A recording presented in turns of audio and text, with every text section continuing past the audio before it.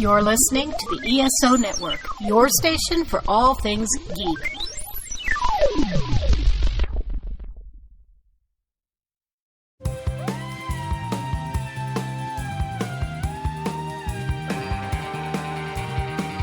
Hi, we're Enterprise-Splaining, the podcast where we explain Star Trek Enterprise to each other and to you.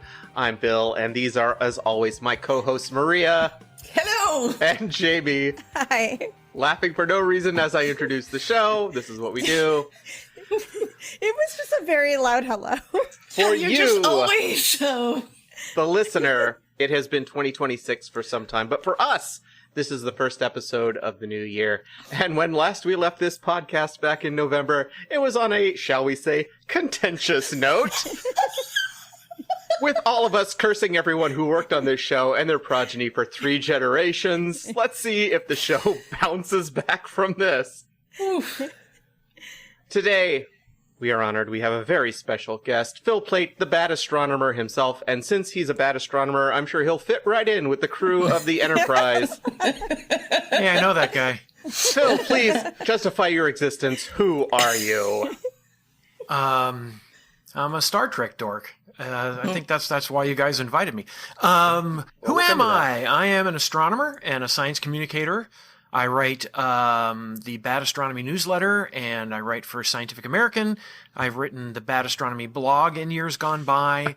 I'm an old friend of Jamie and Maria's, and somehow Maria roped me into this hour-long Enterprise Fest. Hour-long? Well, let's see if we can get it under an hour. 2 hours. 2 hours. I'm sorry. Oh, you have plans tomorrow. That's refreshing. Okay. Yeah, okay. Phil, what is your experience with Star Trek in general and Enterprise in particular? Oh, God. We don't have that much time. When I was a little kid, Star Trek was already in reruns, but I watched it with my family, my brothers mostly, and I liked it. And Next Generation started when I started my PhD research, my grad school. I started like that month. I started grad school. Wow. Was Encounter at Farpoint, and the last episode was like a month before I defended my thesis. So I kind of bookended that. And everything else. I mean, Voyager started during then and all of that. Over the years, I have done Star Trek conventions. I did the Star Trek cruise twice, and friends with some of the folks involved. So I have deep roots into this ridiculous franchise.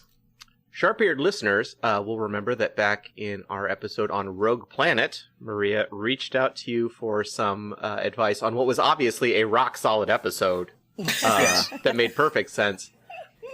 Today we are going to be talking about the Star Trek Enterprise episode Regeneration. However, I'm the only person here who has actually watched it, except for apparently Phil. So it's my job to explain to my co-hosts what has happened on the episode.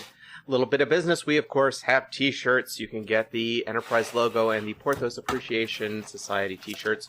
Go to ESO Network's website, click on the TeePublic link, and you'll find them there.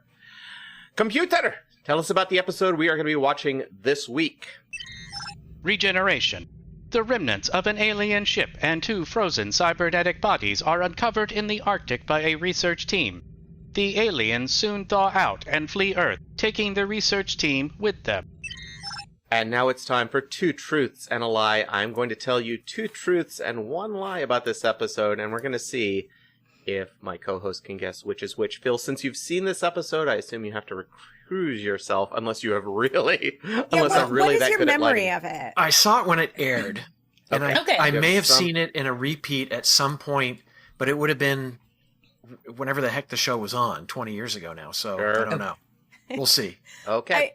I love that you started this with like, you're such a big Star Trek fan, and then you're like, yeah, Enterprise, one time when it aired, like never again. Come on, there's a recurring billion theme. episodes of Star Trek. Yeah, but it's funny because it is with pretty much all Star Trek fans. Oh. Or Yeah, everybody- even if they have everybody seen talks Enterprise, they're like, yeah, once, long time ago, Oh, okay. didn't go back.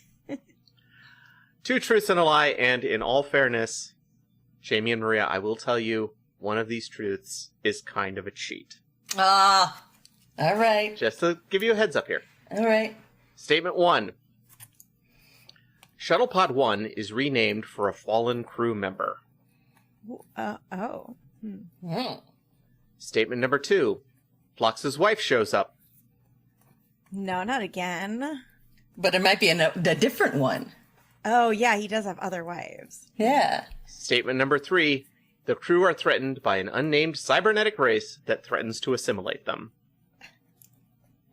No, none of these are true, Phil. Like, I don't understand. Well, Absolutely. none of these are true and all of them are cheats. There was a secret 4th statement. I do know the answer to this, so I'll keep quiet. There's no way any of these are true. Oops, all lies. Oops, all lies. Well, technically it's a work of fiction, so technically none of them happened. I mean... Okay. The first one involves somebody dying, which I would love to happen, so I'm going to go with true. Second one, I would love to meet another one of Phlox's wives, so I'll go true. And then the third one, whatever that one's, I'll say that's The a lie. Borg. Sure. Well, yeah. the cybernetic. Sure. That's kind of the one I'm leaning towards too, is the crew is threatened by a cybernetic race that threatens to assimilate them. I'm going to go with that one too. Okay, statements are logged. And while our audience ponders what this week's lie may be, let's hear a little bit more about one of our sister podcasts on the ESO network. Craving a caffeine fix and a dose of adventure? Join us for the Have Coffee Will Travel podcast, where we sip, savor, and explore the world one cup at a time. From discussing the latest coffee trends to diving into pop culture obsessions and sharing travel tips, we've got you covered. So grab your favorite mug, hit play, and let's embark on a journey together. Brewing up conversations about coffee, culture, and curiosity. The Have Coffee Will Travel podcast. Cold open, we are on Earth, specifically the Arctic Circle, where a kind of spaceship we haven't seen before is landing in a snowstorm. Wait, we're actually on Earth? It says the Arctic Circle, Earth. Oh, okay. Interesting. We then see 3 people we do not recognize trudging about wearing winter gear. I think this is the place, says one of them, and I certainly hope so because they are standing in a field dominated by colossal starship wreckage. It's kind of funny because as he says this, they pull back to reveal they are literally in the middle of what looks like a giant snowy junkyard. There is no way they could have missed any of this walking into it. Right. Are they in Enterprise snow gear? Like the snow gear we've seen before? I don't believe so. It's not like the black... They're wearing big like... puffy jackets? They're wearing like silvery puffy jackets with no face coverings, assuming they're in the Arctic Circle, but they're walking around. Okay.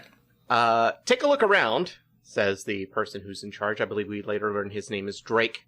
And the female scientist wanders off with a device that starts beeping.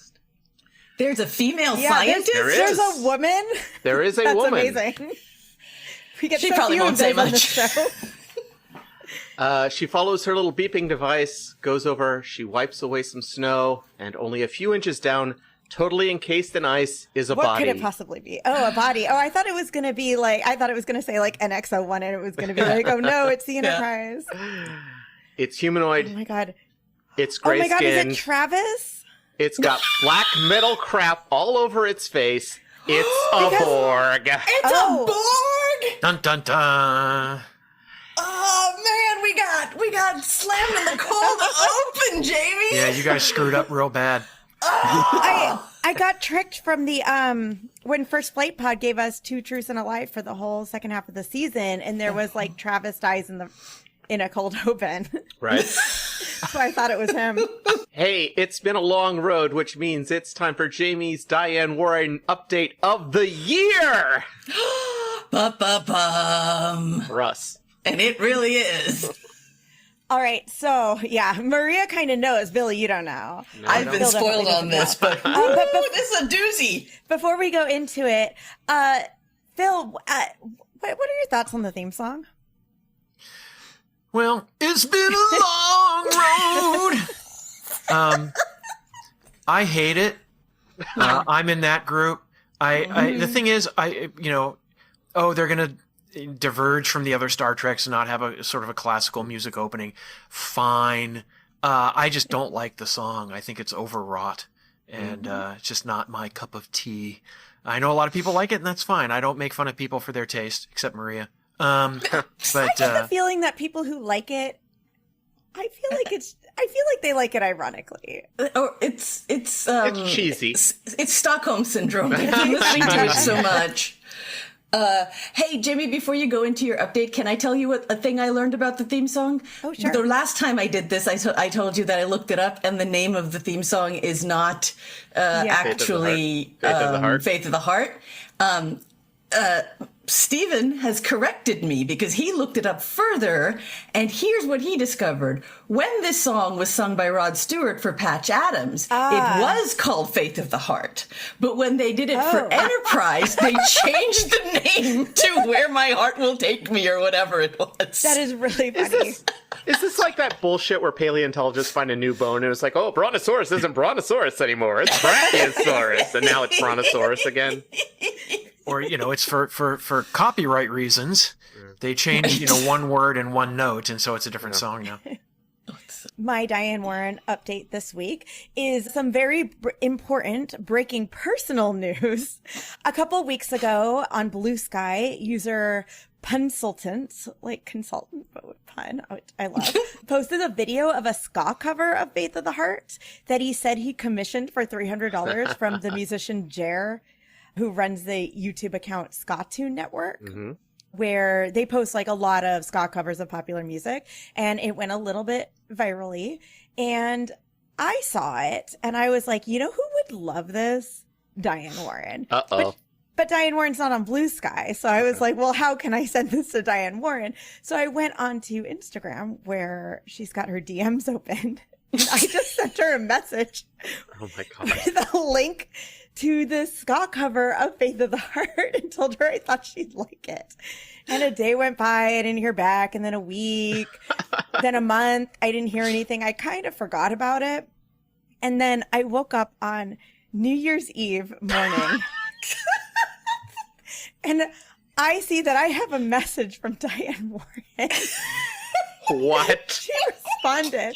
And apparently I didn't realize that she couldn't, if you're not on Blue Sky, some posts you can't see. So she was like, how can I see it? I'm not on Blue Sky. So then I had to go down, I had to figure out how to download a video off Blue Sky.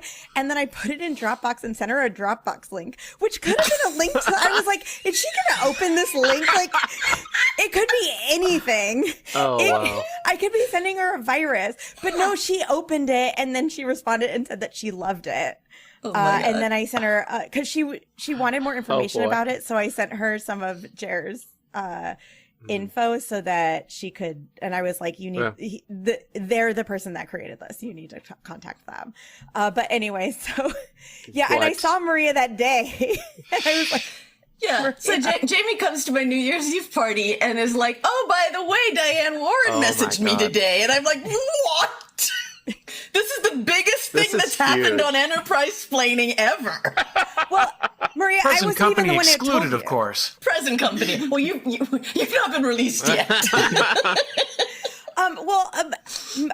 Our friend Nicole Gugliucci was staying at my parents' house with me, and so Nicole comes in, I'm like at breakfast. She comes in, we're like making coffee, and she's like, what are you doing? And I'm like, 1 second, I'm texting Diane Warren. And she's like, what? I'm sending Diane Warren some music. Amazing. Yeah, so anyways, that happened. But in other Diane Warren news, her song Dear Me, which was featured in the documentary about her, the Diane Warren documentary, which is sung by Kesha, is on the short list for Best Original Song at the Academy Awards this year. So she's in big promotion mode right now. And in fact, I just found out today, Maria, that she performed the song with Kesha at the CNN's New Year's Eve countdown. And we didn't watch them. When we were at your house, we would have lost our minds. We were on the wrong channel. We were not watching the right New Year's broadcast. Huge mistake. Anyways, that's what's going on in Diane Warren. Well, when you start hanging out with her more often, don't tell her that I didn't like the song. Yeah. Oh, none of us like the song, Bill. Yeah. I mean, Phil. I don't know if anyone really likes the song for real. I just like to say having Bill and Phil on this show is just as bad as having Travis and Trip. I'm going to get you guys mixed up every single time. Okay. And then I didn't even realize, guys, remember the episode when we met Trip's family? His brother's name is Paul. And I didn't realize till I was editing how awkward it is to have a Paul and a T'Pol on the same episode. You just did it again. That's Travis. It was Travis's family, Damn not it. Trip's family. That was like, when did we meet Trip's family? I would have remembered that. Yeah. Okay. All right. Let's go on. Let's move on. Wow. All right. We're back! They're analyzing the body. Definitely humanoid, but I don't recognize the species. It's very well preserved. The leader, Drake, gets on the horn. Set up a base camp, contact Starfleet, and tell Commander Williams he owes me a bottle of scotch. The woman's scanner beeps again. I'm detecting an EM signature. There's a lot more here than we're seeing. Now we're moving into zombie movie territory, but it's one of those infuriating zombie movies where people in the movie don't know the rules. And they just start making tons of mistakes, and we just sit there and sigh because the woman finds another alien, and they are, of course, super excited about this. We've got another one. Oh, boy. Bill, do we know, what year this is? Is there any, hints at where in time we are? Okay. If this will be explained, and if not, I can explain it to you at the end of the episode, because this... As infuriating as this is, and as much sense as it does not make, it does make a kind of sense. As so many things on Enterprise, it makes a kind of sense. Kind of sense. Time jump. There is now an Arctic base set up in the debris field. Oh. Male blonde scientist slams a Borg arm down, the kind with the rotating blade on the end. You know, like one of those ice choppers that they have? Yep. What is that? Drake asks. It's his arm. It was completely integrated into his circulatory and nervous systems. Oh, I should point out that they have 2 Borg corpses just laid out on medical tables.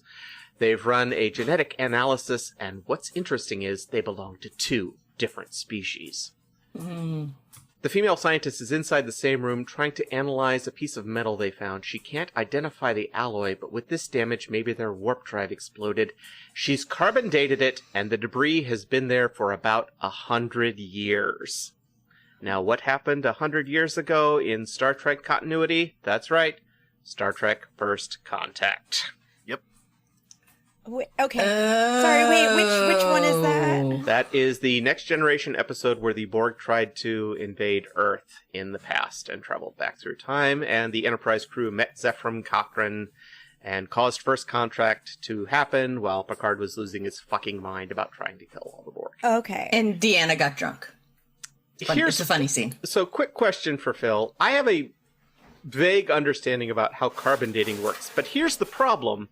Is that the Borg ship came from 200 years in the future, so could you carbon date something that crash landed on that's right, Earth it went back in time.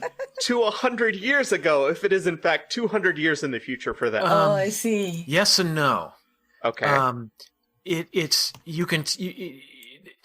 Once something dies and it stops eating and breathing, the carbon-14 inside of it will start to decay.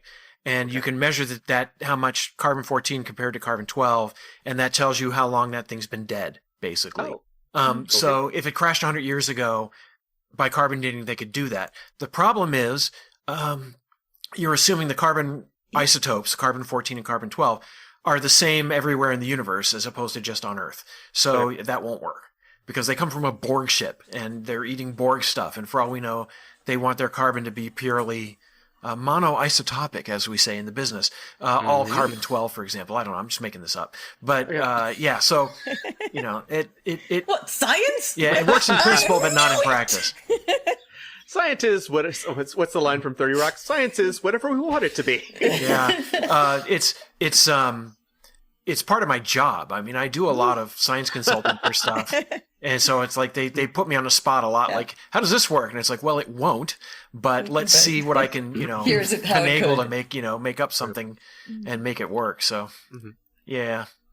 guess what? The scary blade on the severed arm has started rotating. This is great news for everybody, and they're super excited. I love this. I love that we're like, oh no!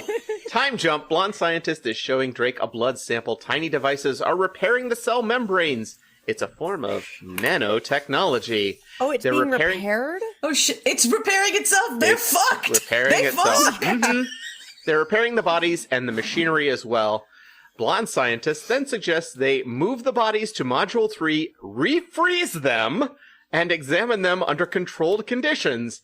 And guess what? This is Enterprise. So Drake, the leader of the expedition, says that since the bodies could be damaged if they refreeze them, we should leave them here and let the regeneration process continue. And then the blonde scientist says, what if he revives? And Drake goes, there's no reason to assume they're hostile. Look at the fucking Borg! He has a rotating blade for an arm! You know, let's bring him back to Starfleet headquarters in San Francisco and let him go swimming in the bay and, go take a little tour of Fisherman's Wharf. And, yeah. He's so nice to meet him. We never get visitors. God bless this actor. He plays it pretty well, but he is definitely the guy who's like, oh, what's that mysterious noise down in the basement? Better go down without a flashlight. So and maybe we can have a discussion about this later, but this is something that has come up on Enterprise Splaining a lot, is I understand that this is like for Enterprise their first, but they act like there are no rules, like there have never been any rules, and they're just making this up as they go along. I assume in the scientific community there are rules for dealing with if we meet aliens or if something crash lands on Earth, like how we have to deal with this. Yeah, not just especially when let's go poke it with a stick. They've already met other aliens. They presumably like know some stuff. Have some level of first contact protocol. Right. Yeah, you'd think there'd be some protocol instead of just like, I don't know, we found this thing. Let's like see what it is. And it doesn't, are they contacting anyone about it? There is no isolation. They have not, like, they literally just have bodies laying on medical. But they've built like a base, right? So they're obviously, this is part of Starfleet. Yeah. This is, well, it's not Starfleet, it's Earth Science. It's the Science Council. The Earth Science Academy. Y'all are not understanding. What you're not understanding about the science is that if you did this correctly, there would be no episode. I know, obviously. But So I would like a non-stupid episode. Yeah, you think they would put up like a quarantine zone around it or something like that? Yes. Oh, Yes. humanoids. Yes. They probably don't have any viruses or bacteria living in them. It's okay. yeah, and that's the thing, Phil. Like, we talk about this all the time. Like, with very simple, small changes, this could make sense. They could they could wave away all of these concerns, but they never do. Well, the larger concern for me is that, okay, I understand that this is, like, there was a colossal global war that caused a worldwide collapse 100 years ago, and now this is humanity crawling out of the way. Like, but they're just discovering this. Wait until you see this massive debris field.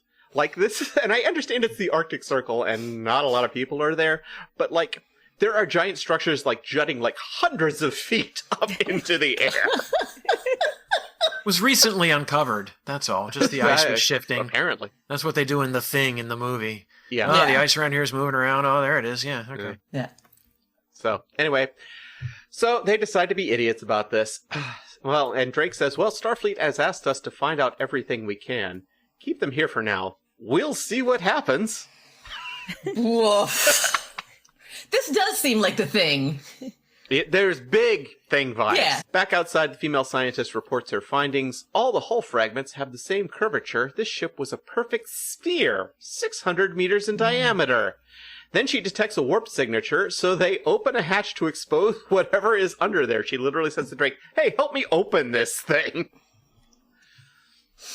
Back inside, there's another crew member who is bringing blonde scientists some food. There's a broken heating module in Unit 3. They asked me to take a look. Will you be all right here? Alone? He doesn't have that last bit.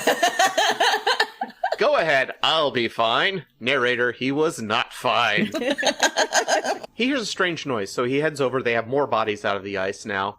And even though these are 100-year-old frozen corpses, yes, they have them hooked up to the medical devices that measure heart rate, brain activity, you know the drill, and they're all flat, Oh, wait. No, they're not. No, they're not. Beep, beep, beep. Beep, beep, beep, motherfucker! It is really funny that they like hooked it up to everything. Just in case. And guess what happened? Blonde scientist leans in really close, and the Borg opens his mouth and then his eye. Cut to the scientists outside, and we hear screaming. They rush back as phaser blasts cut through the walls. They rush inside and find the blonde scientist on the ground, his face turning pale and covered in giant weird blue veins. The male scientist turns around, and there's a Borg! Cut to Starfleet headquarters. A man rushes in with urgent news for Admiral Forrest. Admiral... I can't believe we're going to see Admiral Forrest before we see anybody on the Enterprise. Yeah. Admiral, there's a problem with the A6 team. The Science Council hasn't heard from them for 3 days. Okay, maybe not that urgent. So this is a major discovery of an unknown alien race that crash landed on Earth 100 years ago. We also have faster than light communications, and we haven't heard from them in 3 days. Maybe this information could have been a higher priority. They're busy. There's stuff going on. There's Klingons and We don't have time to deal with those assholes up in the Arctic. They're just fucking scientists doing their scientist shit. We'll just put them on ice for a while. No. No. Can't Hey, do this. Starfleet shuttle pod arrives at the base, and it's a bit, again, Big Thing vibes. They find the camp has been totally trashed, and everyone is gone. Commercial break, and we are on the Enterprise fully 10 minutes into the episode. I was going to say I'm having a lot of fun, but I feel like it's because we weren't with the Enterprise. Same thought. This seems like a great movie. I was like, this sounds really fun. It's What's it's this a little show? silly, but like it sounds a little scary. Yeah. The entire named cast is standing around one of the tables, and Archer is reviewing photos of the aliens. The Admiral believes that they're humanoids enhanced by technology. Great analysis, guys. I am really, really confused because if they first met is this going to have time travel? They didn't meet the Borg. The only people who knew about the Borg in First Contact were the Next Generation crew. Yeah, I know. So that's what I'm saying is in the future... Mm-hmm. We meet the Borg for the first time, Mm-hmm. and no one has seen them before. They're totally new. But if they're I see what you're saying. here, Yeah. that doesn't make sense, which makes me think maybe there's going to be some sort of Reset undo button. Yeah, a reset button. Jamie has put Some her sort cybernetic finger on the same issue I had. I remember watching this episode, the first couple of scenes. I was like, wait, how are they going to pave this one over? I mean, they did it with the Ferengi by just being like, we didn't get any photos of them, and we never got the name of never their caught species. their names. So it's Yeah. just- They did that with the Romulans, too. There was a surely whole they war wouldn't with do the that a Romulans, and nobody ever saw them. Yeah. Okay. Malcolm asks the entirely astute question, okay, what does this have to do with us? He doesn't phrase it that way. Well, like, what? Are they being told to come back to Earth? Archer says they've tracked the transport leaving Earth orbit at warp 3.9. This should be impossible, but it looks like the aliens modified the transport technology with their own, and wouldn't you know it, their heading puts them within a half dozen light years of the Enterprise's position. Hang on. See, I haven't seen this episode in a long time, so I don't remember the details. But they were on Earth. Mm-hmm. Let me rephrase that. They were on Earth Yep. with all these humans, like who knows how many billions, and they just left? They just left. They took the scientists and their transport, which technically should only be able to travel at warp 1.8, and immediately left Earth. Okay, that makes perfect They sense. you could probably make the argument that they were trying to get back to the Borg network. It'll take 1,000 years at that warp speed. Well, oh my God, Jamie, this might be your opportunity to figure out the warp speed problem you've been worried about for the entire show. Yeah, we cannot be talking about that. Nope. Phil, like every time I've been like tracking how far they are from Earth, and then they'll be like, and then we went here in 3 days, and I'm like, no, you didn't. It's not possible. The only time they ever get warp right, that I'm aware of, is when Janeway and in the entire what's his show. name turned into fish and fucked. Yes, that's actually true. That is what would happen. I actually wrote a paper on that. But in like the first episode of Enterprise, they say they say warp 5, that'll take us to Neptune and back in like 18 minutes. And if you work out the math, it turns out, that's like X times the speed of light that warp 5 would be, but in all the fan stuff. So that actually made sense. But after that, it's like warp, and I've had people ask me, how fast is warp speed? And it's like, it is exactly the speed you need to have the writers have something dramatic happen at the last when you minute. get there. Yep. Archer announces, we've been ordered to find the ship and, more importantly, never learn the name of this alien race nor make any record of how they acted, just like that time with those big-eared aliens who robbed us. What he actually says is that they're going to go to Tactical Alert and begin their search. Tactical Alert! Trip and Archer confer on how it's hard to believe that anything could have survived in those conditions for 100 years. Trip looks at the photos and sarcastically adds, "Handsome devil." Did he not make a joke about T'Pol being alive for 100 years? No, we did not. We did not. We did not get a ding on how old there. Medbay.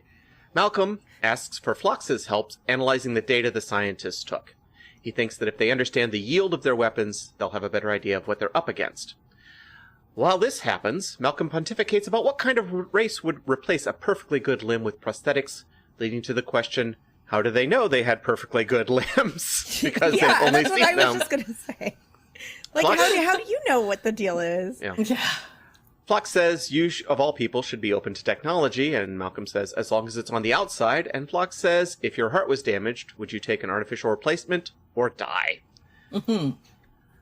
Phlox then brings up a species he's encountered called the Binars, who we met before in Next Gen. Next Gen. Where when a child is born, they replace its parietal lobe with a synaptic processor. He says it was a fascinating process.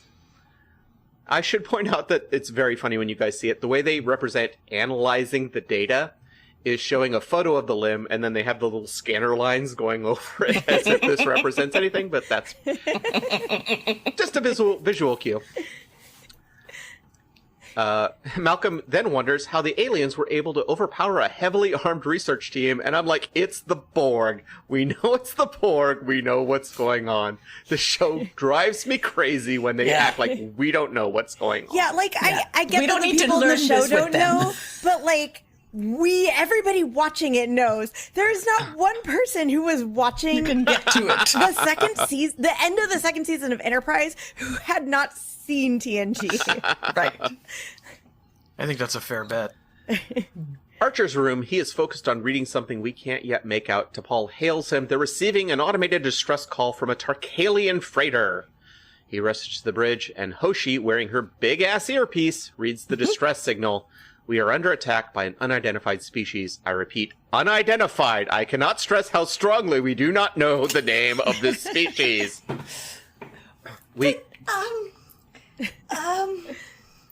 Isn't one of the first things the Borg say is we are the Borg? Well, they haven't said anything yet. That's their line. Really? Did they say that? That's their thing. We are the Borg. Resistance is futile. All of your technology will be used to... These Borg they're stealth Borg. You know what we should do? We should have Ensign Sven Borg from Sweden come up to the bridge. He's really good at naming things. And we'll see what he has to say. It's especially galling because these are Borg from the future. These are Borg from the 24th century.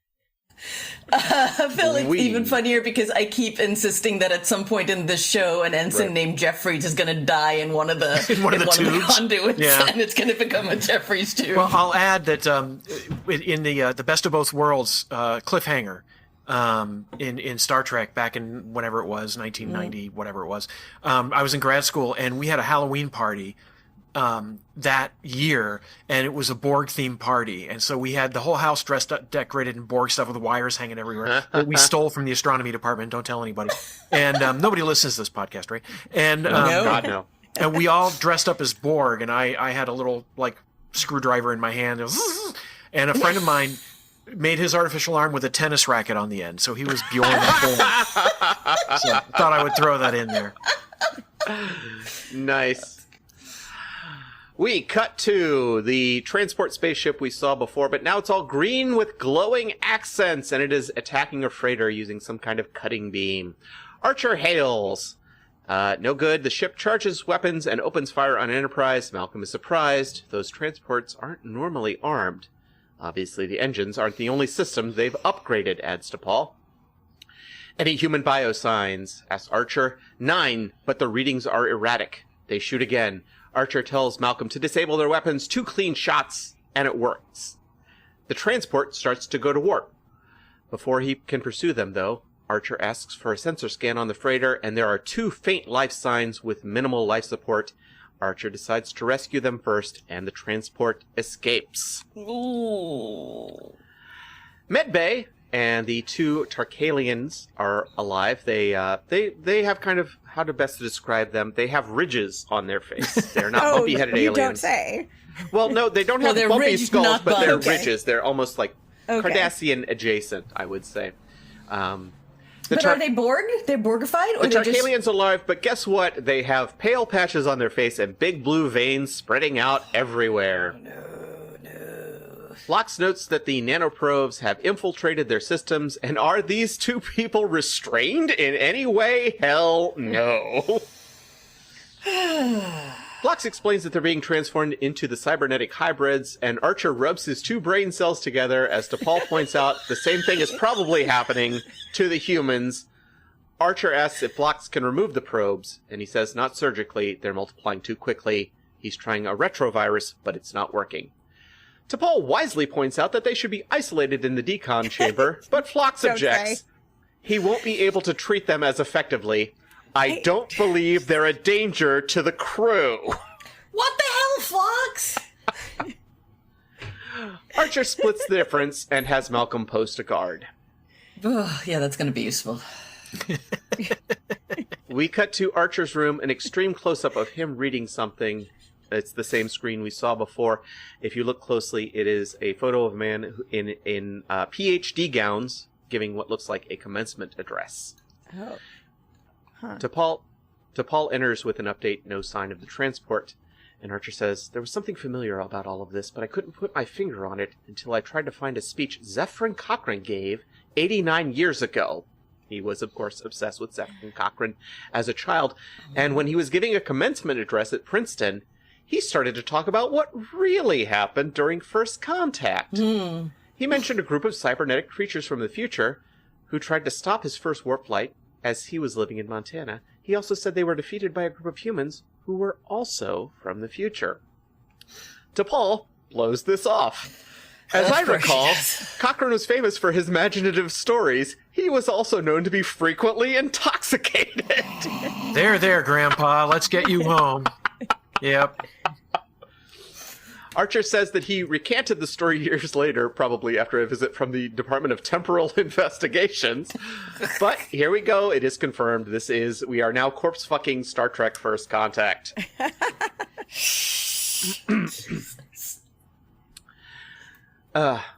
Back in Medbay, and you are going to be shocked at what happens next. Porthos gets assimilated. One of that'd be so cute, though. Porthos would make a really cute Borg. It would be a very cute Borg. 4th cutest. Who's a good Borg? The male Tarkalian, starts groaning and wakes up. Where am I? What did you do to me? Phlox tries to calmly answer his questions and goes to sedate him, but he grabs Phlox. The guard, who has a phaser rifle, mind you, runs over to him and is jacked from behind by the female Tarkalian, who throws him against a wall.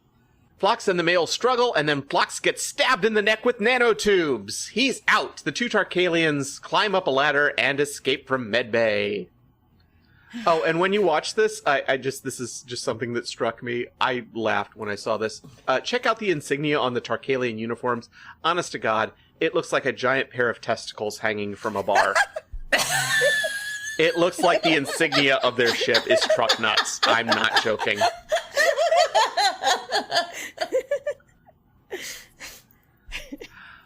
Back from commercial break, Archer wakes Phlox up. We were attacked. Phlox quickly scans himself. He's been infected. Malcolm has tracked the aliens up the ladder, and Archer tells him to shut down all the maintenance tubes, post guards at all the entrances, and when you find them, put them in decon, maximum security. Good news, the guard who was attacked wasn't infected, And Archer tells him to stay in medbay in case there were problems, since he did such a good job the last time. Great job. Jesus. Archer looks at Phlox concerned and says, "Call the bridge if you need anything." All these shitty monster movies they watch, and not one zombie movie. Oh, right. They watched movies. Yeah. They watch tons of... Yeah. Yeah, it's true. Phlox tells Archer it's feeding times for his Edosian slugs. Slugs, you say? Archer gets interested immediately. He does not. He normally goes up to get the gas. Oh, hello. Slugs come back on this show so often. Phil, on the off chance you haven't listened to every episode of this, we have Not come everyone. to our in-show canon is that Archer is sexually fixated on slugs and being beaten up. He did fall in love with one slug. Who isn't? So- I mean, a sexy, sexy slug. It did turn into a pretty lady and then back into a slug. In the episode we asked you about, actually. Oh, it was on the Rogue Planet one? That was Okay, I don't Rogue remember Planet. that. All right. Yeah. Phlox notes that he usually goes up to the galley to get their food, but under the circumstances, Archer nods and said he'll have some brought down. And watch this carefully. I only caught this on the second time. Phlox turns around to his table to get to work, and the phaser rifle that got knocked out of the guard's hand is sitting right next to him. Oh my god. The Borgified Tarkalians be exploring, climbing up ladders and going down several hallways, and then they just start pulling the covers off the wall, exposing, wires and, nonsensical Star Trek-y things. Trip has done an analysis of the transport they're chasing. They've made a lot of modifications to the engine and other things he doesn't even know what they're for, but they haven't enhanced the aft plating. 1 or 2 torpedoes, and they can take out the main power. Sure, why not? T'Pol hails. She's found the transport on long-range sensors traveling at warp 4.8, which is a vast increase of their speed. Archer tells Trips to coax some more power out of the engines. But wait, The Enterprise's max speed is 5. 5? But I thought that the other transport was able to go at warp 9 point something. No, the No, transport... it was 3 point something when they left Earth. No, well, the transports should only be able to go 1.8, but they were tracked leaving Earth at 3 point At 3 something. point So something. they're Okay, obviously making modifications. Malcolm and 2 other guys enter the maintenance walkway. Stalk. The Borkalians have done shit to the wall conduits, and now they're all growing green. In a very funny scene, the female shoots her nanotubes into just a sort of blankish section of the wall, and in a hilariously cheesy effect, it immediately Borgifies, and things are sliding out of the wall. Borg shit just pops out of nowhere. It's kind of funny. Malcolm orders them to stop. They don't listen, and he shoots the Borkalian, who is knocked back for a second. Then I'm she goes sure back. that's She goes back to what she's doing. gonna work. Yeah. Then they all shoot, and guess what? It doesn't work. The Borg is generating a force field. They try again, and this time she turns around and starts walking to them, and they get the fuck out of there. All right. As long as they did that. Phlox actually warned them not to come into physical contact with the Borg. As they are running away, the other Borg jumps them at an intersection, but before he can infect anyone, Malcolm clobbers him with the back of a rifle, and they escape, sealing the hatch. Malcolm calms Archer with their location and what's going on. Archer asks, what's in that junction? Paul says, warp plasma regulators. Malcolm can't stop them. Their weapons don't work. Travis gets a line! Travis! Yay! Sir, our warp field is destabilizing. Archer, looking concerned, says, isn't there an outer hatch at that junction? Yes, there is. He tells Malcolm to get out of that junction and seal it off. They drop out of warp. Malcolm seals the hatch, and Archer, after a moment's pause, tells T'Pol to open the hatch. The Borg shoot out into the icy void of space any number of Suliban they've done this to over and over again. But this time, Archer is upset. T'Pol says he had no choice. He tells Malcolm to get to work with Trip to find out what they were doing. We are back in Medbay. Hey, guess what? Hoshi shows up. Room service. She has root leaf lettuce for his slugs, Vulcan sandworms for the bat, and angel hair pasta for the ship's physician. But Phlox wants to avoid food. If he eats, his cellular metabolism will accelerate. Hoshi walks right up to him, brings him the tray, and says, it's here if you change your mind. Phlox is touched and then says, Why are you wearing a phase pistol? Oh, it's Lieutenant Reed's idea. If you come near me, I'm supposed to shoot you. Yeah, To which Phlox- Hoshi, one of the people on the ship with some brain cells. Well, and Hoshi would shoot the shit out of him. Oh, yeah, She- 100%. no question. Well, you shot me before, back when I was possessed by a wisp. Fair's fair. Flux says, I hope you'll use the stun setting. This is a very nice scene between these two characters. We've seen them converse before, and she's trying to comfort him, basically. She says, Right. I appreciate the offer, but she offers to say and talk to them. I appreciate the offer, but it may not be safe to be near me. And Toshi says, I'm armed, remember? Okay, but also, so Phlox is still in medbay, so they don't Yes. have him in any kind of containment either. They just have a guard on. He is He's still working working on on treating himself, yeah. Yeah. He's Oh, working on yeah, treating yeah. himself. Is he the only Borg left on, like, because the others Yes. have been... Yep, they shot so them out the on airlock. Enterprise, he's the only one. And right, okay. his makeup is getting progressively grosser and grosser. Like his skin Sure. is getting whiter and more pustulely. Gross. This heart-to-heart continues for a bit, and Hoshi offers to feed his animals. Trip and Malcolm are trying to deborgify their gear. They compare notes about how they might overcome the force fields, and I'm like, guys, Next Gen could barely handle the Borg, and you are out of your depth here. Yeah. Is anybody else helping Phlox to, like, figure out Nope. how to help? Is anybody... Like, I don't understand how there's no other medical professionals at all that could maybe... There's no assistants that could be helping. I mean, there were. We know there were. We saw them. But then they're only there when But, there's like, a big most of the time crisis. we haven't seen them. Most of the time it's only know. Phlox. There's no assistants. Absolutely nobody is there except Phlox the guard and Hoshi. Is nobody taking notes on these creatures? What the hell? All right. Wait, was this one of the two truths and a lie for this season from First Flight Pod? Wasn't one of them that we would meet Borg? I think that's right. And And, I I think I might have chosen it. I think I might have chosen it too. Surely they wouldn't do that. That wouldn't make any sense at all. Oh, boy. We are in the mess hall late at night, by which I mean it's empty and the lights are down. T'Pol is drinking a beverage. Archer shows up and orders coffee with cream.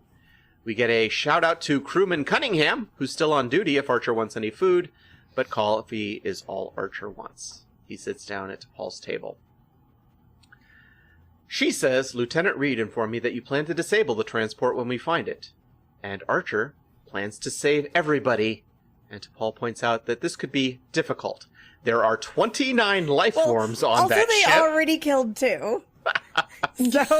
A point. Good point. We're not saving everyone. Valid point. We're already dead. There are 29 life All the forms. rest. Well, except for those two. Come to think of it, they shot those two out into space, which, they're in intergalactic, interstellar space. It's cold. But we know they can survive that. So, a couple of well-placed, That's true. That's true. Yeah, they laser could just shots. go into orbit and the next planet they hit, Yeah. although I guess they'd burn up in the atmosphere. They're if gonna they run hit a into planet, Peanut Hamper. Yeah. Yeah, right. T'Pol says there are 29 life forms on that ship, and if they bring them aboard, you're saying we shouldn't go after it. And T'Pol says, I'm saying we should destroy it. Blow that shit up. Listen to T'Pol. The girl knows what she's talking about. Archer's always, his go-to is just blow it up. Just kill them all, genocide, whatever. And T'Pol's always the one that's like, we should try to understand them. If T'Pol is saying, no, we should blow them up, you blow them up. You blow them up. If T'Pol's the one advocating for genocide, you do it. Like, she's not going there unless it's very important. I don't know if I'm I'd gonna- call this genocide. Well, Um, but they've done some genocide before. They did face that. Casual genocide, but genocide couple of nonetheless. I mean, they faced that with Hugh in Next Generation. And I'm gonna skip to the end here a bit. In Hooray! except for one respect, this is a well-executed episode of Enterprise. Okay. It is shot effectively. It is scored effectively. The lighting, the way they edit, everything is great. Except we know it's the Borg. Right. We know what they're capable of. So this is actually a nice scene between Archer and T'Pol. But we fucking know it's the Borg. Right. And we're like, we know that she's right. I wish they had poured this much care into some of the episodes with the alien races that we don't know about. Right. I almost feel like maybe this episode would have worked better with a new alien race. But. Yeah. Almost certainly. Phlox summons Archer to Med Bay. Archer tells T'Pol he's not willing to declare them a lost cause. Med Bay. The nanoprobes are having some kind of problem with Phlox's immune system, but he is certain that they will adjust. The problem, Phlox says, is he's been treating this like an infection rather than an engineering problem, so he's examined some of the probes and found they're vulnerable to Omicron particles, which are a made-up Star Trek radiation thingy that has shown up in previous series. Phlox is going to expose himself to this, but since he cannot even let one probe survive, the dose will have to be excessive.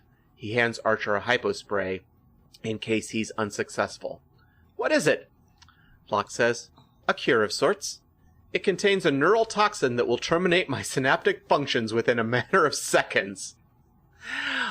Aren't you jumping the gun? Phlox isn't willing to take any chances. He looks scared. Armory! Malcolm and another guy are test firing a phase pistol to defeat the Borg shields, and the entire idea behind this seems to be increasing the power output by several megajoules. Now, earlier, we saw them try phase pistols at maximum power, so I guess now there's just more maximum power they could have been using. Increase the maximum. Also, a megajoule is not a huge unit of energy, so... They go from 5 to 7, I believe, and then finally they cut through something that they were shooting at, and they determine that that's A-OK. Oh, my God. They catch up to the transport, and everybody drops out of warp.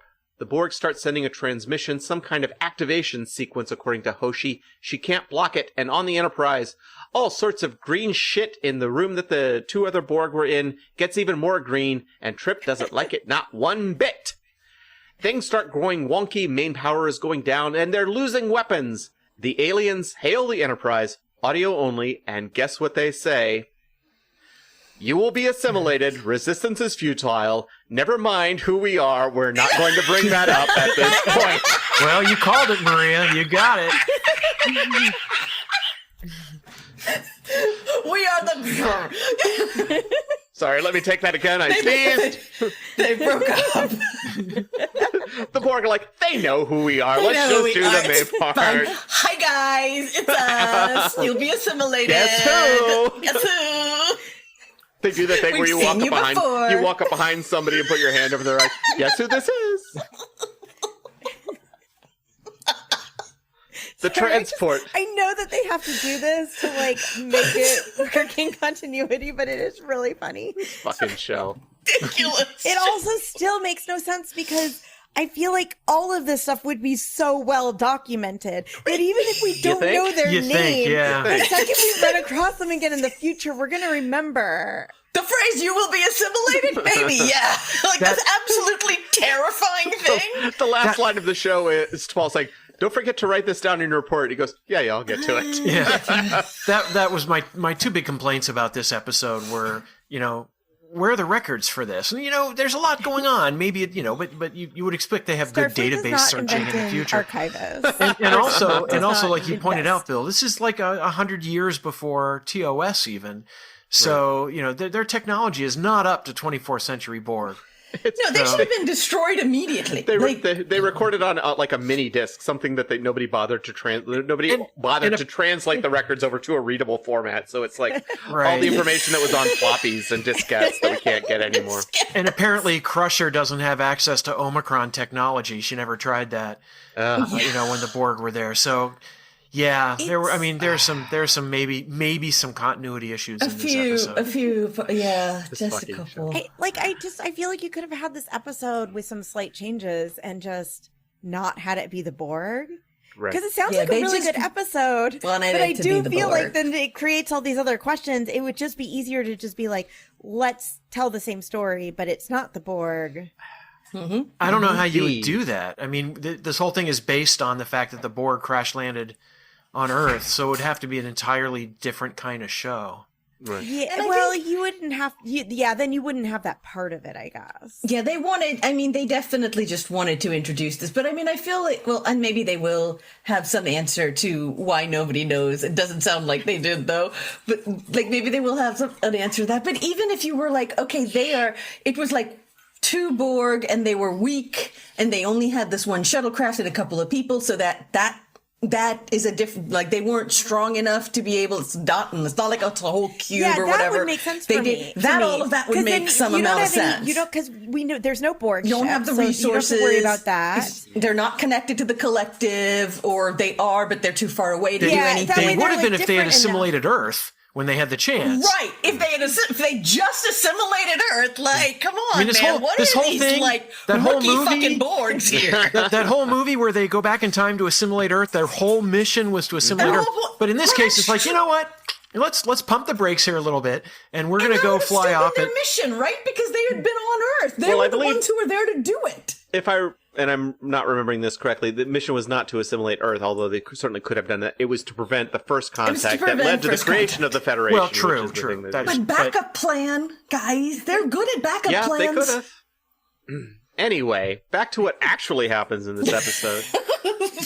And Maria, I can tell it's been a while since we recorded, since you made the frankly wonderful statement.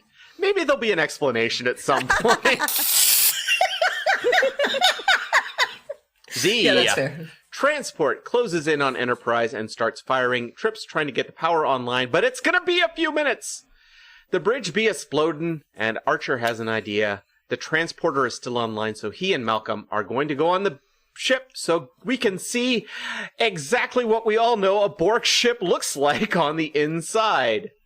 In medbay, Phlox starts hearing echoey voices in his head, and boy howdy does his skin look gnarly at this point. He tells the guard, who walks right up to him, that he's programmed the irradiation sequence and to push a button once the chamber is sealed. Phlox crawls into the MRI thing and goes in, the door shuts. Oh my god, I'm sorry. It just hit me how little sense this makes.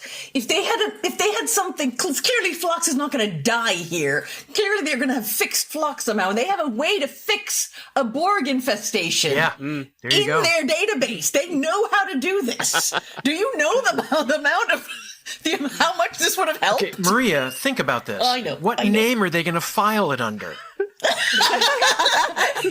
That's why it's They were lost. filed under weird cybernetic thing, so they were under W, not B for Borg. if only so we nobody knew went what that these far guys into the were. files. How great would it be? Because we know how this series ends. If at this point it's just Riker going, pause, hold up. Wait a second. Wait a minute. Oh, you've These seen- motherfuckers knew. You've seen the final episode? No, we know how it but ends. We just Okay. know It was that's one of the one, things that's that was- one of the Minutes on few things we YouTube. know. My It was the first suggestion. thing that I learned about the show. Okay, my suggestion is stop this podcast before, like, the second to last episode. Or just stop the podcast. Yeah, well, that's true. Suggestion is But don't yeah, podcast. and I'll interrupt again and Archer. say the fourth season has some great episodes in it, some what we really heard. top-notch stuff, especially for Hoshi. And Archer. and there's great stuff that happens, and then that last episode was like a bucket of ice water in the face. So Archer, just so and- you- It is really funny imagining Riker watching this and being like, Wait, hold up. Archer doing our podcast. Wait a second. Sons of bitches. This doesn't make any sense. He's like yelling at it. He's like, it's the fucking Borg, you guys. We brought this up. Deanna is in the kitchen, like, making dinner. I am not watching this with you. I don't want to hear about this. I know. They knew about the Borg all along. Whatever. It's fine. I do like Riker being the first one to put 2 and 2 together. yeah, like, oh shit! If only we had watched this earlier. He's the only person Son who's of a decided to watch Enterprise. It's so good. Archer and Malcolm transport over with modified phase pistols. Hey, you know what a Borg ship looks like? That's exactly what this looks like. Sleeping Borg standing in those little closet things that they have. They walk around like it's the first time anybody has ever seen these things. 2 Borg start walking at them, and the phase pistols work. They're down. Archer scans them. This was one of the researchers. was, look at the biosigns. They're not human anymore, which means it's A-okay to kill them. Yeah. Hooray! Wait, they were Archer's never like, human. No, the researchers they- from the planet. Okay, that was the the Arctic. human That was researchers. one of the Okay, human okay, researchers from Okay. But they're not human anymore. More Borg come at them. In fact, all the Borg are coming at them. Wait, not all of the Borg. 6 of them have boarded the Enterprise. Oh, shit. Trip's working on a solution, and he's got one energy bay working. Malcolm and Archer mow down some Borg using their 200-year-old technology from the Borg perspective. I just don't believe. I'm sorry. I don't believe that the Enterprise crew can fight off like a whole bunch of Borg. But on the Enterprise, believe they've it. already adapted to the weapons. On the transport, Malcolm gets jacked, and the Borg is choking him to death. Archer elbows him to the face, starts pulling out wires, and eventually they get the Borg on the ground. They Just find like whatever. in hand-to-hand combat. Yeah. Well, that Okay. works. I mean, we saw We have seen the Borg do that. alright. we saw Worf use his backlit. Have his ass handed to him by a Yeah. Borg, in the original Yeah. episode. Archer and Malcolm find what they were looking for, some kind of generator, and Malcolm starts to plant explosives as the Borg close in. Archer and Malcolm transport out. Malcolm detonates the device, and kaboom! The ship explodes. Trip manages to pull something out, and the circuits go offline. They have power. The Borg on the Enterprise suddenly transport away for some reason. Hey, where do they transport to? Yeah, Back yeah. back blew to up. the transport. No, I'm sorry. The thing on the ship has not blown up yet. The ship is about to blow up. Oh, They blew up the spoilers! thing on the ship. Oh, I see. I'm back- watching I- the gears turn in Maria's head I- right there on all that. Wait, is it the cube or the transport, or are they all together? No, there is no cube. Yeah, There there's is no only cube the because they transport. have the transport ship. They modified the transport. You said what the inside of a Yeah, it looks like the Borg inside ship, of a Borg cube cube. looks like. Sorry. For some reason in my head, I thought a fucking cube had shown. It's just like it's what it always looks like. It's those little Yeah, closet yeah. things that power charging station. They're docking stations. If I they- may have misheard. Sorry, I thought you said the ship exploded too. I did say the ship exploded. I was mistaken. The thing that they were some important piece of equipment blew up, which Okay, so the whole Gave them ship didn't, problems. but There we go. it is about spot to. blew up. Okay. Yep. Sorry about that. Back on the bridge, DePaul gives an update, and Archer announces, "There isn't anyone on that ship we can help anymore." Malcolm chimes in, "The transport is restoring their systems. They're charging weapons." Archer says to hit their warp core with everything they got, and a volley of torpedoes tears through the ship, blowing it to official smithereens. Yeah, it's an Okay. Archer move. Just The end. I wish he had just done that to begin. This is the one time we need you to shoot first and ask questions later. I just feel like any other show, they probably still would have been like trying or something. It would have just, or it would have been like a hard decision. But I imagine with Archer, he's like, just blow it up. Captain Starlog repairs to the ship are underway, and we've resumed our previous heading at low warp. Dr. Phlox is confident he'll make a complete recovery. Yay! Medbay. Jesus fucking Christ. Hey, you know the Borg infection, which literally no one has ever fully recovered from? Well, Phlox Nobody. is more or less okay, although he's exhausted. He says he's working on some paperwork, which is a weird expression to use. He describes hearing voices over and over again, not like communication, but a group consciousness, and a repeating numerical sequence. Later in Archer's room, he tells DePaul that the sequence was the coordinates for Earth, transmitted deep into the Delta Quadrant. DePaul, then I doubt there's any immediate danger. It would take at least 200 years for a subspace message to reach the Delta Quadrant, assuming it's received at all. Archer, sounds to me like we've only postponed the invasion until what? The 24th century? End of episode! This is such like prequelitis. Like, And you that's don't have wrong. to explain everything. Like, not every single thing that happens. That's also just wrong. That's not the Borg didn't. That's not how the Borg found out about us. Q sends the Q did Enterprise it. to the Delta Quadrant. So yeah. I'm very angry. Not as angry as I was from the last episode. Plus, I would think they don't really talk about how fast subspace messages move, and I guess that's just another fungible thing. As fast as it needs to. The classic Futurama line, in 1,000 years, I'll get right on that. Episode thoughts, general impressions. This is one of those infuriating episodes of Enterprise in that this would be a really good episode, if it only. wasn't breaking continuity with the rest of the show. Yeah, it sounds like a fun episode. It is. Watch it and put all of the continuity questions aside, which are the huge problem with it, and it's well shot. There is good acting. It is shot well. It is lit well. The music is good. Like, when Malcolm and his two guys are, like, going through the tubes trying to find... It's, like, done in a thrilling way. There are some good moments between Archer and T'Pol.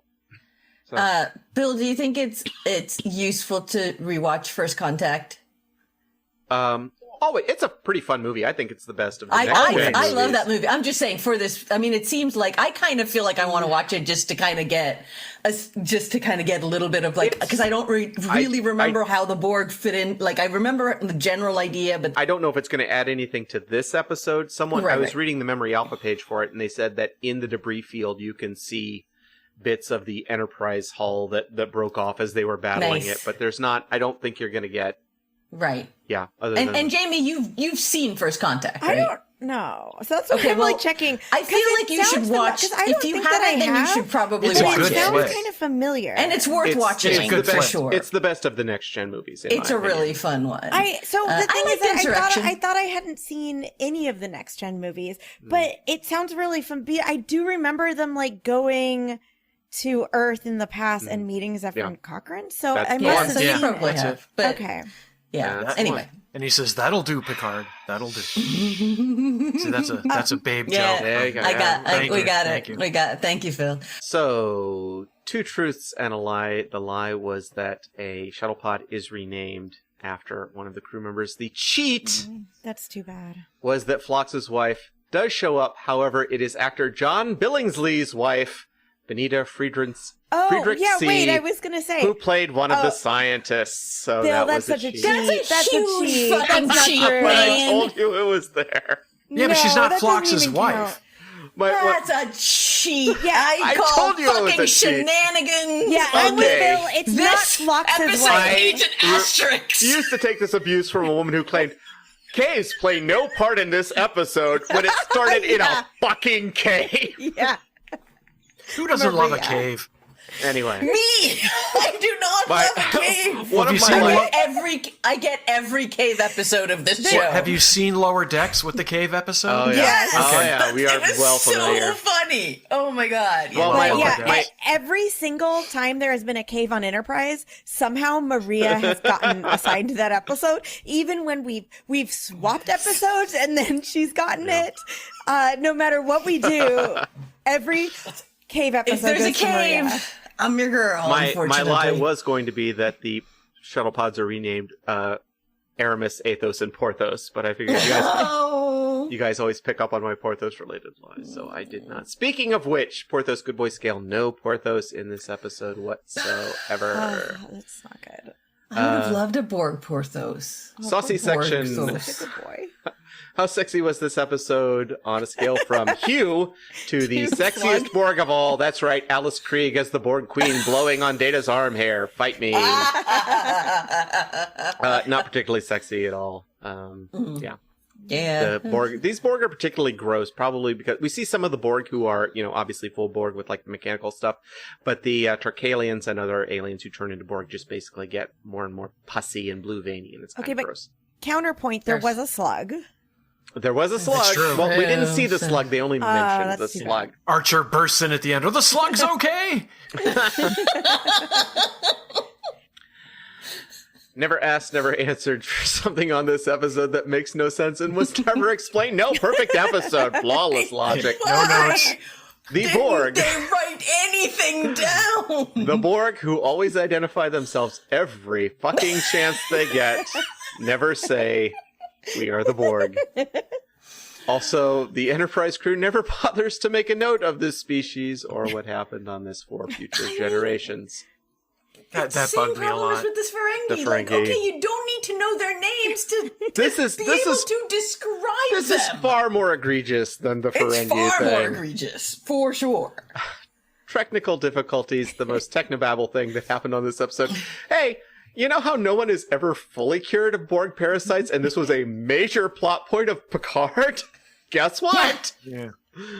Omicron radiation does the trick. which is just a made-up Star Trek phenomenon. This And show They does could have gotten not care. past that. I mean, we know that Phlox's species has all sorts of stuff going on. Oh, They yeah. could have said the Omicron radiation with my unique, the Physiology. G cells or whatever, and then, Right. boom, you're done.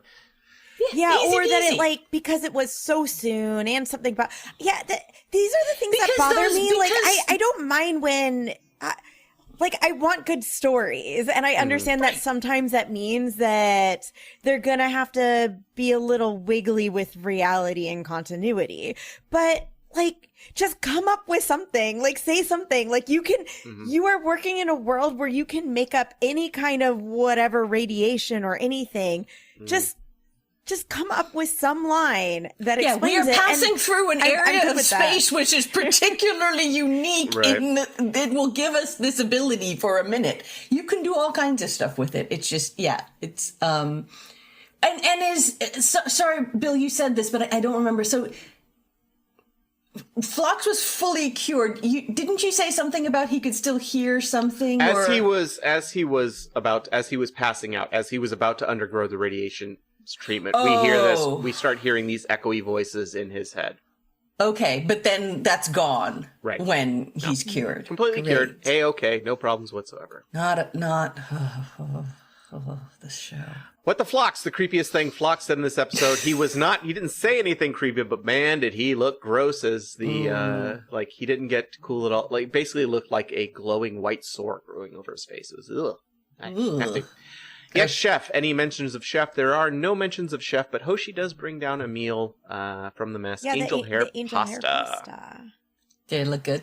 Yeah, did it look good? What kind of sauce was on it? It was in a container. It was just in a. It looked like takeout. it's It was just in a white plastic okay. container, and she just tipped it over. Yeah, Phil, so. we're obsessed with the food on this show. It's There's Plait never been a sauce. Star Trek show with this much food. Plumig soup. Does anybody get that? Oh yeah, Sorry, that was what it. did you say? I said it's Plumig Plait soup. sauce because that's how big of a dork I am about Star Trek. Phil had already seen this episode, so he couldn't participate in our pre-gaming of what might happen here. So, Phil, you have a connection with this episode. Why did you ask to be part of this discussion? Well, at the time when Enterprise was airing, I was working on a Hubble Space Telescope camera at Goddard Space Flight Center in Maryland, and this is a NASA research center. And they have invited talks, and one of the invited talks was from Andrei Bormanis, who is an astronomer and who wrote for Enterprise. So I went to this, and it was a fun talk. He just talked about the show and that kind of thing. And I came up to him afterwards to show him some observations we had of a couple of galaxies that looked like the Enterprise. It was actually pretty funny.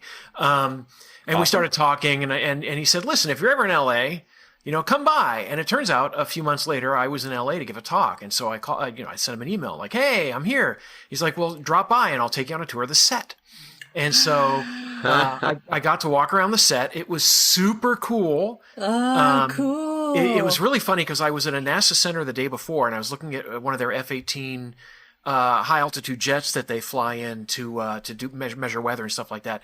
And they opened up the fuselage, and there's like nothing in there. It's just like a couple of wires, and that was it. And then the next day, I'm on the set of Enterprise, and I'm looking around on the bridge, and it's like completely fully functional. All the monitors worked.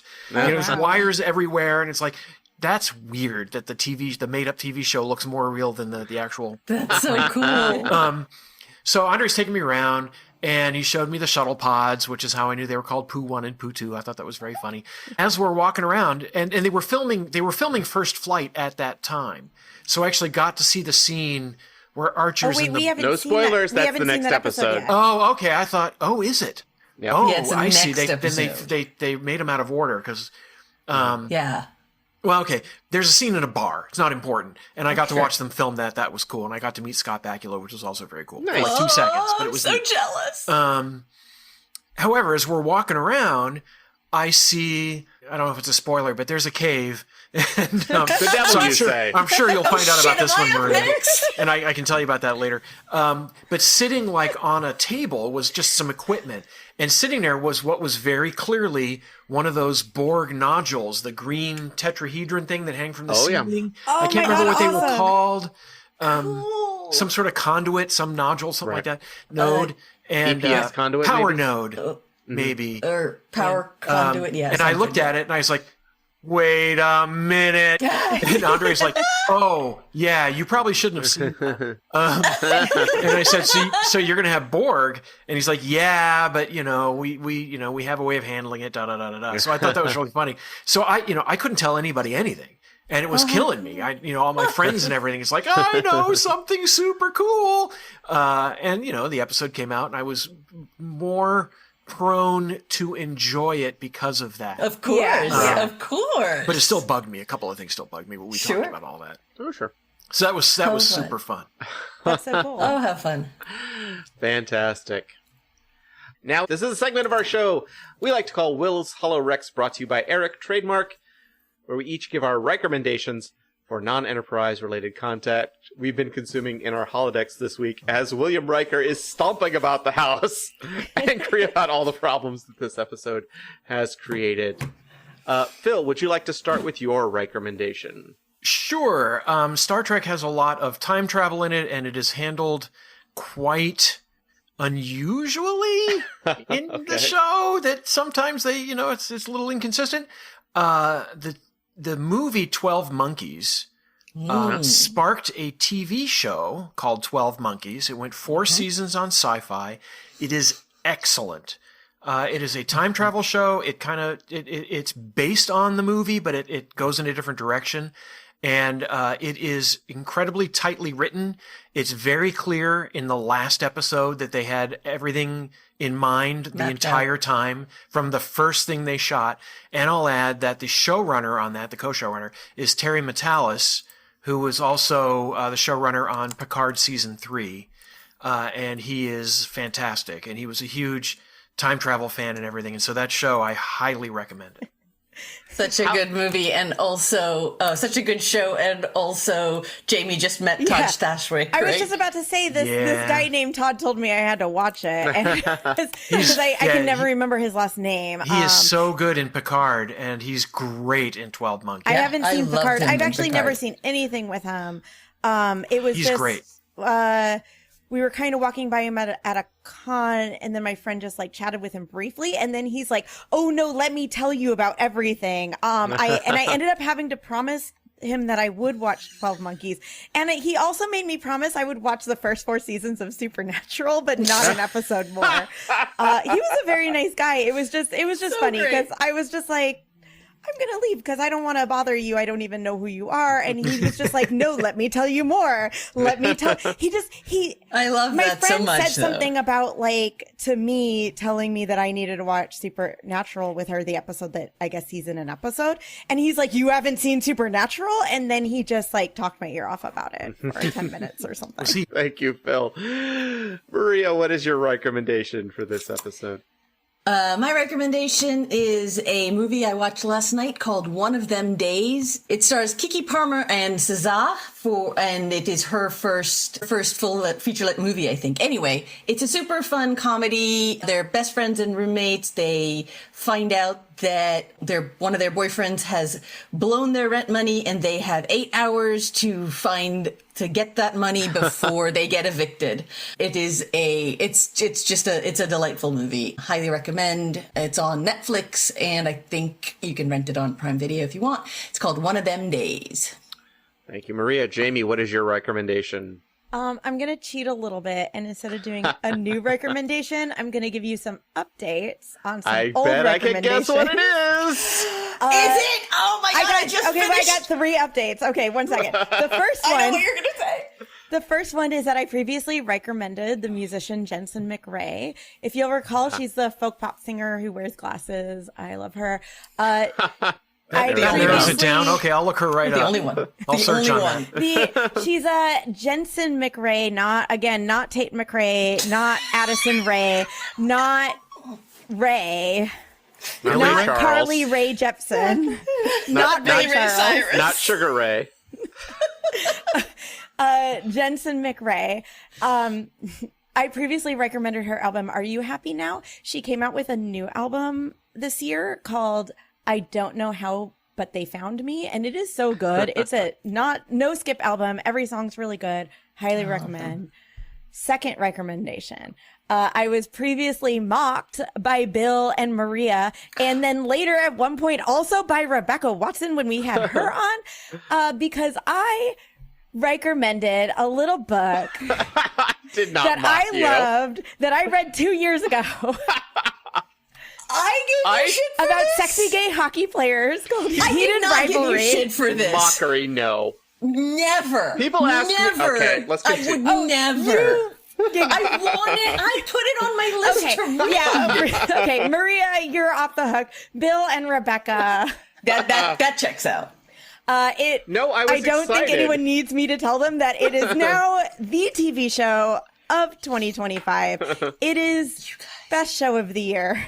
It's so good. And the title of this show is Heated Rivalry. Thank you. So, if you also were listening to me and laughing at me secretly when I was recommending gay hockey erotica not almost mockery. exactly a year ago, well, guess what? I was ahead of the trend, and all of you who 100%. did, at least one listener emailed me Yes, months I remember that ago letter. to be like, thank you so much for recommending Heated Rivalry. I love it. So, you know what? You're welcome. I have had so many friends come up to me and say, "Are you aware of this like new phenomenon?" It's like, I am more than aware. Let me tell you everything I know. Do you know about the Heated Rivalry expanded universe? No, I actually just finished it this past weekend and loved it so much. But I did put on Blue Sky. I'm like, I love this show, but I'm also 51 years old, and part of me is just like, they're such nice boys. They're such nice young men. I hope everything works out for them. That's mostly how I watch it, but it's so good. 10 days before, when they had not yet announced the US streamer, I was looking up prices for VPN. I was determined to watch so the good. show. It was I'm so so good. excited that everyone else now knows about Heated Rivalry and loves it. So my last one is that I previously recommended a book series by a good friend of ours that is called Stealing from Wizards. The fourth and final book in that series just came out, and it's so good. It really sticks the landing. If you're somebody who doesn't like to read series until they're all out now. So now is your chance to get all 4 of them. It's YA, or really like, I guess, middle-aged series, I think is what it's called, for little younger kids, about young boy thief who goes to a wizard school, but also it has queer people and inclusivity, just FYI. But, if you know any kids who might like it, you could buy it for them. But also, I love these books. I've read them 3 times. They are so good, even if you are not a child. So strongly recommend. It's called Stealing from Wizards by R.A. Consol.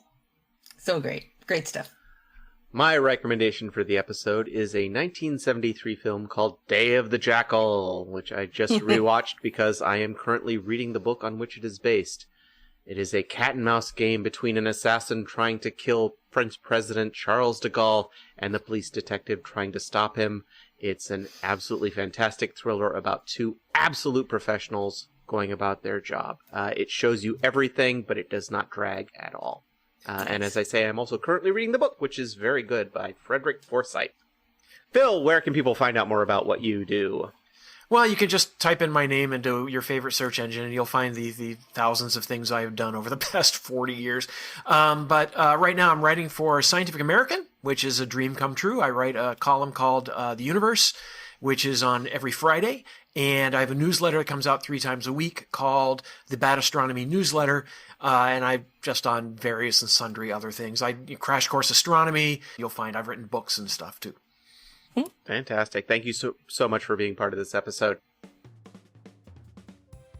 And that is the episode. Thanks for listening. Next week, we'll revisit this episode as a second contact and hear Maria and Jamie's thoughts once they've actually watched it.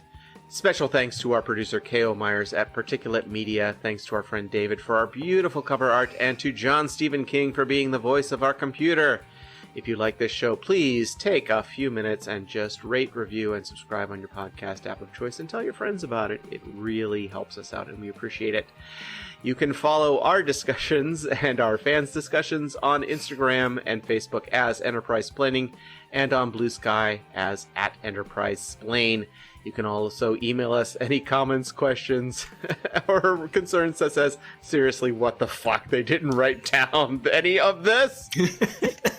To enterprisesplaining@gmail.com. We would love to hear from you. And if you want to support this podcast, you can find us on Buy Me a Coffee as Enterprise Splaining. We will see you next week. Bye. Bye. Live long and prosper. Nerd.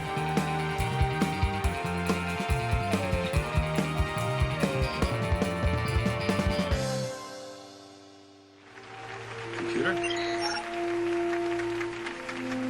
and program.